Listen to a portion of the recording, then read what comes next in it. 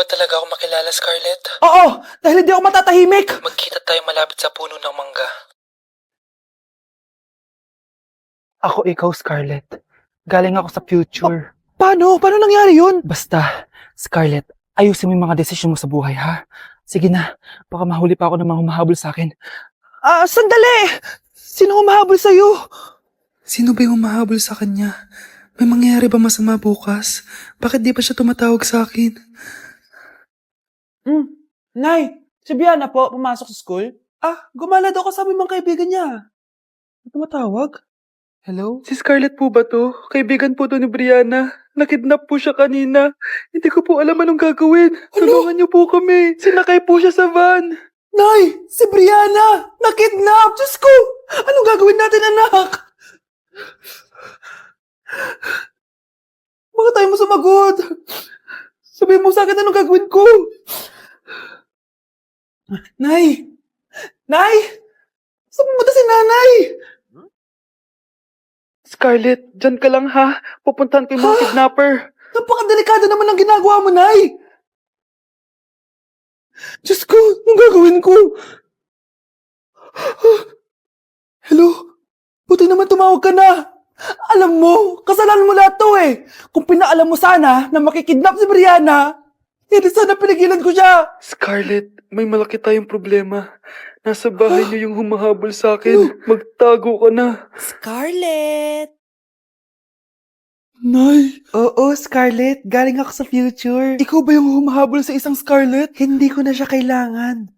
Ikaw ang solusyon. Solusyon saan? Dahil sa paulit-ulit na pagbabalik niyo sa nakaraan, lalong lumalala ang sitwasyon namin. Hindi ko maintindihan. Kailangan mo na mamatay! Matagal na dapat kaming patay ni Brianna. Pilit mong binabalikan na nakaraan. Kaya ikaw ang papatayin ko. Nay! Panaginip lang pala lahat yun. Oo anak, okay ka lang? Si ate kasi panay puyat kaya ganyan siya eh. Nay, Brianna, buhay kayo? Oo ate, buhay kami. Okay. Anak, sumama ka na sa amin. Sumama kayo sa akin. Babe, alis na ako. Aalis ka na? Pupunta ka na sa work. Oo, babe. Pupunta ka sa work. Tapos gagalingan mo sa work. Tama, babe. Tapos magpapakit ka sa work. Tapos may magkakagusto sa'yo dun sa work. Tapos pag may nagkagusto sa'yo, kikiligan ka. Magmamahalan kayo. Di ganun, babe. Iiwanan mo ko. Pag iniwan mo ko, mag-isa na lang ako. Magiging miserable ako. Di ako makakain. Magkakasakit ako. Mamamatay ako. Gusto mo ba ako mamatay? Hindi. Huwag ka nang umalis. Huwag ka nang pumunta dun sa work. Look, si Overthink. Hala, ba't nalagaw to? Chat ko nga yung jowa ko. Pati messenger. Hala, be. Nahack ba yung account ko? Hala, yung mga chat namin sa GC. Nagutok ko kay mama pag nakita niya mga pinagsasend ko sa jowa ko.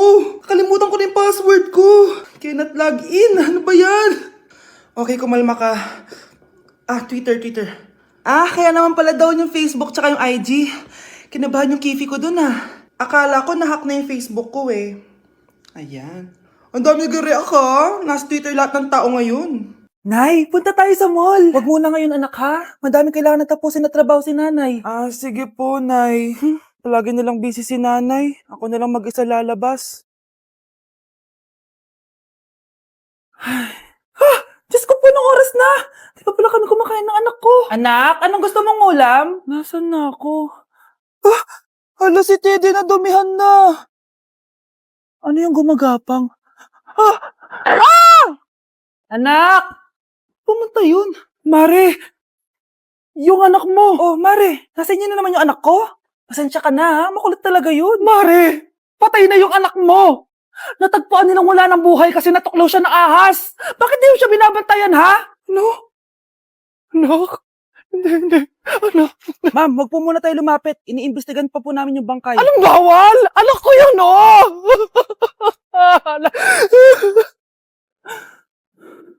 Nay, punta tayo sa mall. Anak, buhay ka?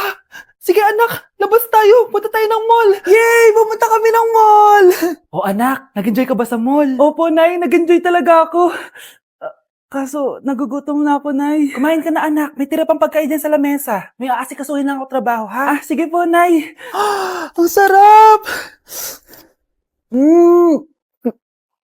Salamat naman at nabuhay ang anak ko. Anak, tapos ka na ba Anak? Anak! Anak! Ayoko mawala ka ulit sa akin! Nay, punta tayo sa mall. Bumalik na naman ako. May sumpa ata tong kwintas na to. Kailangan kitang itapon para tumigil na tong sumpa na to.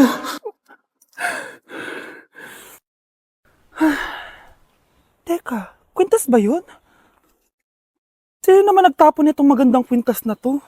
Sayang. Akin na lang. Tumatawag? Hello? Hello, ma'am. Kayo po ba yung nanay ni Samantha? Nabangga po kasi siya. Kailangan Ano? pumunta dito sa ospital. Nasagasaan anak ko! Iniisip mo pa rin ba yung sinabi ng dati mong asawa? Baka totoo nga. Na isa lang akong hampas lupa. Na hindi nagaganda ang buhay. Ano ka ba? May anak ka na umaasa sa'yo. Tsaka, magkakatrabaho ka na, di ba? Hindi ko na alam. Sobrang bigat na. Pero salamat, Susan. Napagaan mo loob ko.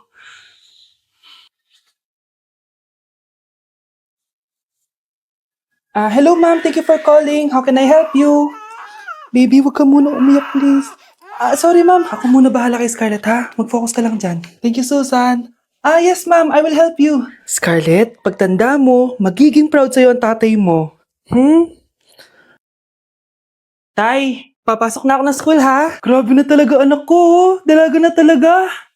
Proud ako sa'yo, anak. Mas proud ako sa'yo, Tay. Kasi kahit sobrang hirap ng buhay natin dati, nakaya mo. O, tignan mo, manager ka na ngayon. Lahat ng ginagawa ko, anak, para sa'yo lahat to. Naku, ang sweet naman na magtatay. Sana, ikaw na lang naging nanay ko, Tita Susan. Ha? Ano ka ba, Scarlett? Oh, sige na, manilate na pala ako. Bye tayo, bye, Tita. Hi, first day of school. Sana maging masaya tong chapter ng buhay ko. Kailangan may picture ako. Hoy, cellphone ko!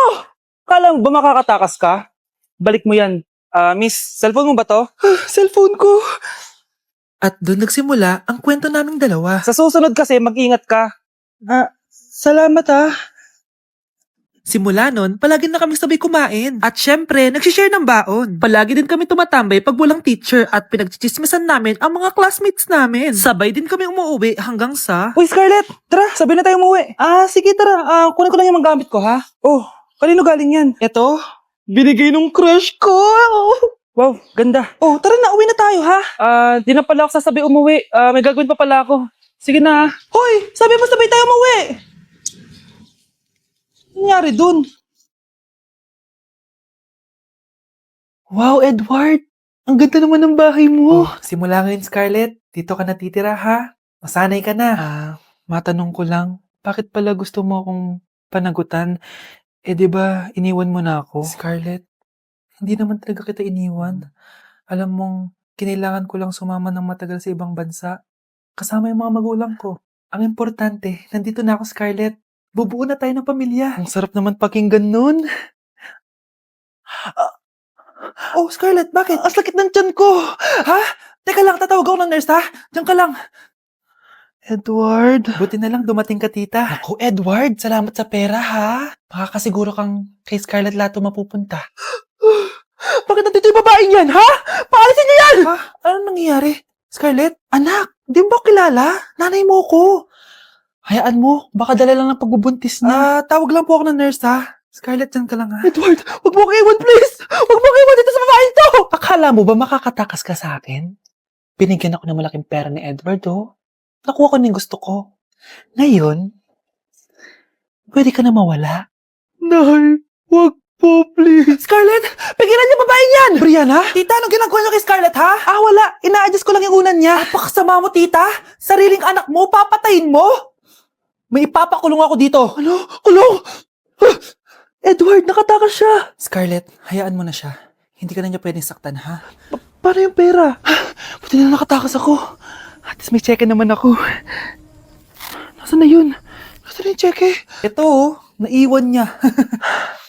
Thank you, Edward. Masaya ako para sa inyo, ate. Scarlett, Brianna, hanggat nandito ako, poprotektahan ko kayong dalawa.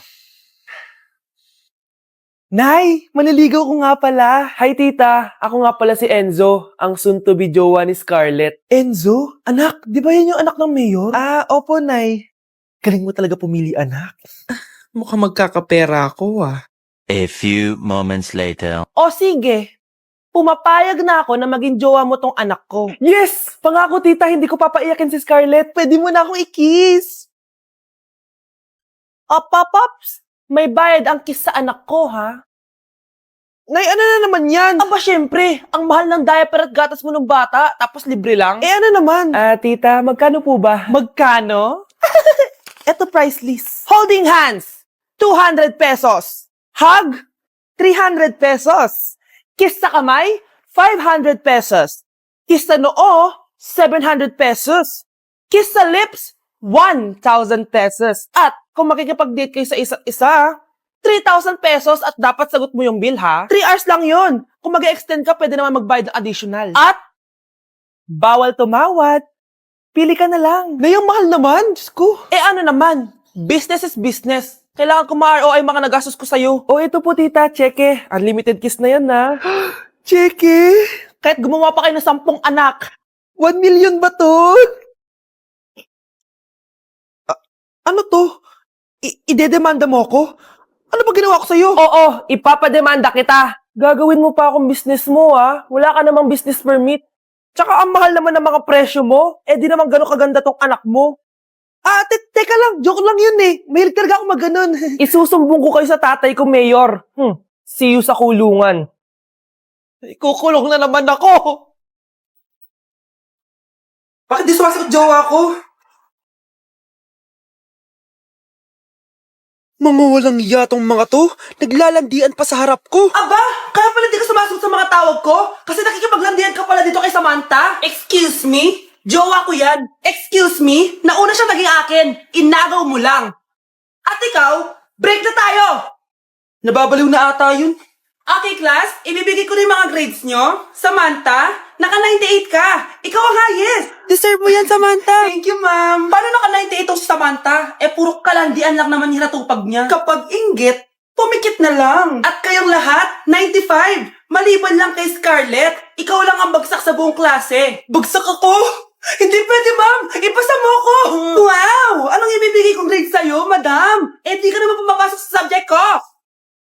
Lagot ako sa nanay ko nito. Nay, bagsak po ako. Ayan! Kaka-boyfriend mo kasi yan! Huwag ka na umuwi dito, ha? Paano na ako neto? Miss, huwag kang gagalaw. Hold up to. Wala na bang mas mamalas pa sa araw na to? Akin na phone mo, tawag mo. Kuya, wag po! Akin na. Ayoko na! Ayoko.